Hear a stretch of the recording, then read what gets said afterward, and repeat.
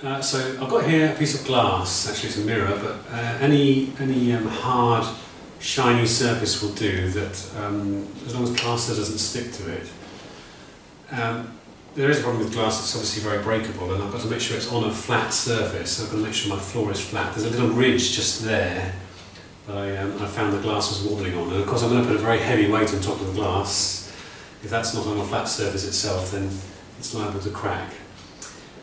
So plastic would be better, but on the other hand you want it to be rigidly flat, so plastic, if it warps, that's no good either. Here's the frame, and it's a certain distance from the glass right now, so position your glass, or whatever you're going to use, where you want this frame to dry, because it will take 2 or 3 days before you can turn it over safely, upside down, the right way up again. So make sure your glass is somewhere where you're happy for a big thing to be sitting there for 2 or 3 days. It's probably in the wrong place in my studio here. It's right in the way of getting into the rest of the studio, but that's all right. I can squeeze past. So I've got to get this. I've positioned this a certain distance away from the glass. So what I'm going to do is just flip it over, and again, so it's on the glass, and I can manoeuvre it on the glass and slip around on that so it's in the right position. So I'm going to just tip this over onto its edge, careful that it doesn't slip or fall on your feet or anything. So I can grab the frame at the back here and just let it fall down slowly. There we go. So then I can put the glass up against this a bit, not quite on top of it. I don't want it to crack. Leave a bit of a gap. And then I'm going to tip it, carry on tipping it over. And at some point it will start to touch the glass. I'm getting ready to just listen. I want it to crack. You can hear it give you a bit of noise. But there we are, that's okay. Just mind your back when you do that. And now it can kind of be manoeuvred much more easily just on the glass like this. Just do it carefully, slowly. It doesn't have to be exactly in the middle of the glass. All we're looking for is a border, 2 or 3 inches border, 4 or 5 centimetres, to put a load of clay around the edge to hold in any plaster which might seep out of the small gap between the wood and the glass, if there is one. Of course, if your joinery is perfect, then there won't be any gap. So that's like it's in position now, and we can now look at it upside down and see the area we're going to fill. So let me just show you that. There we go, there it is, upside down and looking down into the infinity. That's me looking at you, looking at me, blah de blah de blah, and there's the wire and the reflection of the wire, and we can see what the area we're trying to fill in there. So I'm looking to go to a depth of about here, which is, I think we said 13 centimetres, 12 or 13 centimetres from what will be the top.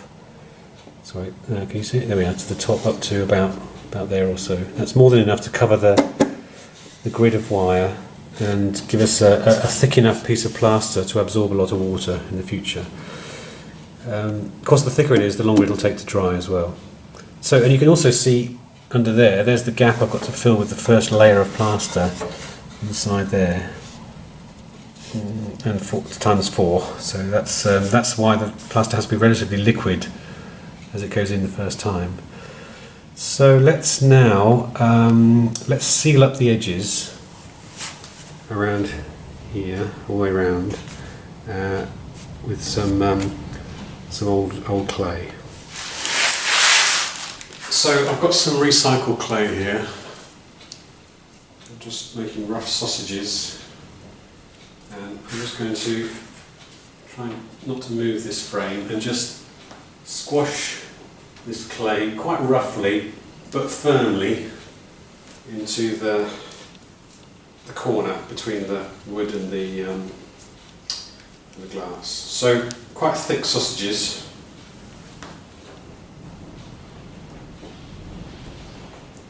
And we're just going to go all the way around like that, forming a seal. I use more rather than less. The weight of this wood will hold hold back most of the weight of the plaster. I remember we were talking about, what did I say? Can't remember how much weight we said. 24 kilos or something per batch. Well, that's a big weight. But the wood, this thick wood will stop that distorting anything. If I had a more flimsy frame, then I'd have to have a lot more plaster. So this is just to stop just to seal up the any possible gaps. May not even be necessary, to be honest. It turned out not to be for the first one, but I'm going to say better safe than sorry until I know any better.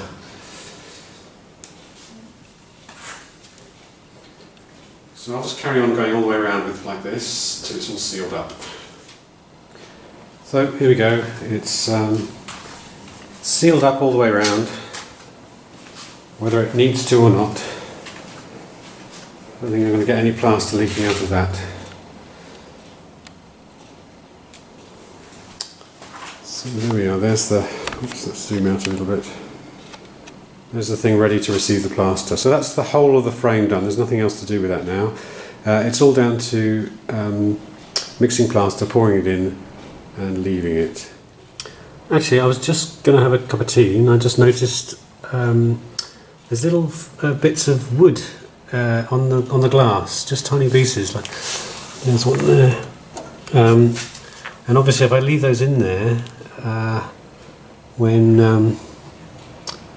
I pour the plaster in, they'll be embedded in the top of the plaster, and then even if I get them out, they'll leave a little hole in the plaster. So I'm sure you're all screaming this before I realise, but yes, I better hoover up first and just make sure it's completely clean, this glass, because once I start mixing plaster, there's no going back. I've got nothing else. There's nothing else I'm allowed to do until that plaster is poured out.